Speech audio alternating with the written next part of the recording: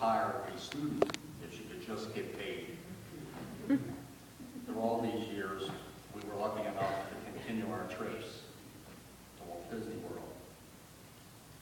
Like I said, Heather loved the characters, and she was especially fond of the mischievous ones, the bad ones. She loved the villains of all things, and even once voted for Captain Hook in a popularity contest that he was running against Winnie the Pooh. She adored Donald Duck, but her favorite character of all was Stitch from Lilo and Stitch. She collected everything about him. My wife and I often questioned her about the dozens and dozens of stuffed Stitch characters that adorned her home in Florida.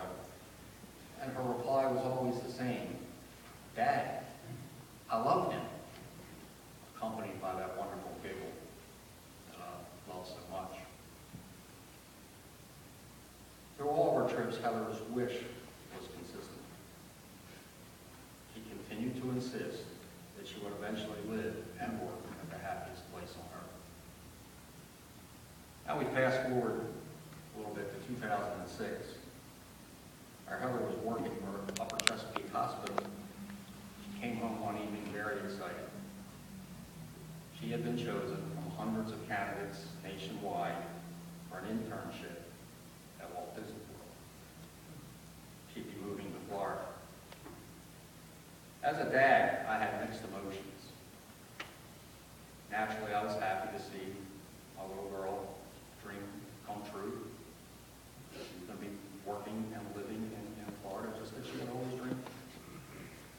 But all I could see was a little blonde-haired girl with tears in her eyes as we walked out of the park, and now were filling my eyes as well. Heather moved to Florida. My wife and son and I counted the days between visits. We loved the phone calls telling us about the life she'd always dreamed of. Most of these calls were filled with that little giggle.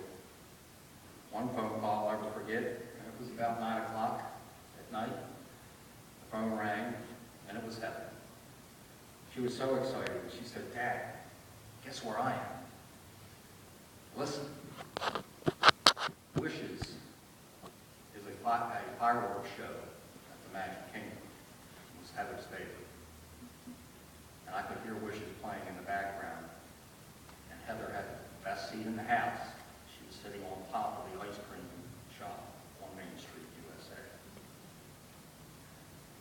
Every little girl dreams of the day she gets married. She sees the white dress in her mind's eye. She may even see herself as Cinderella. In October 2007, our Heather became engaged right in her favorite place, in the Magic Kingdom.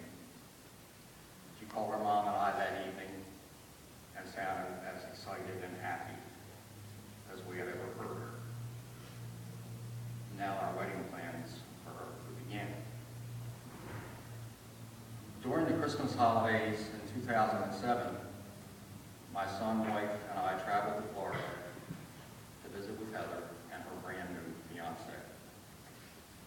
As part of that visit, we had planned a meeting at Walt Disney World's wedding planner to discuss plans for her wedding. That meeting was to be at 12 noon on January 3rd, 2008. That morning was unusually cold for Florida. We went to the wedding planner, my wife, my son, and I, and 12 noon came and went. This was strange for us because Heather was never late to anything. Our hearts started racing a little bit and panic started to set in. She wasn't answering her cell phone. So we quickly had to return to our resort hotel, our hearts in our throat, knowing that something was dreadfully wrong. When we arrived back at the hotel, the message light on our phone was blinking. And the message said that there had been a crash and that Heather's fiance, Patrick, was airlifted to a local hospital in Lakeland. There was no news about Heather. For the next 90 minutes, we frantically traveled up and down the I-4 corridor, trying to get information about our daughter. As the minutes passed, real dread was setting in. We had that knowing, sick feeling in our stomachs that something was terribly wrong.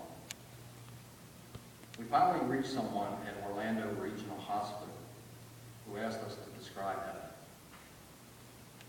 As we did, she finally said, "You need to come to Orlando Regional and identify your daughter, that she died 5 minutes ago." We raced off towards Orlando Regional when the phone rang again, and it was the chaplain at the hospital. And that chaplain's words I will never forget. She said, "The body's been identified, and it's not your daughter." For a few seconds, we were breathing again until the words that I'll never forget came through. She said, "You don't understand. Your daughter died at the scene."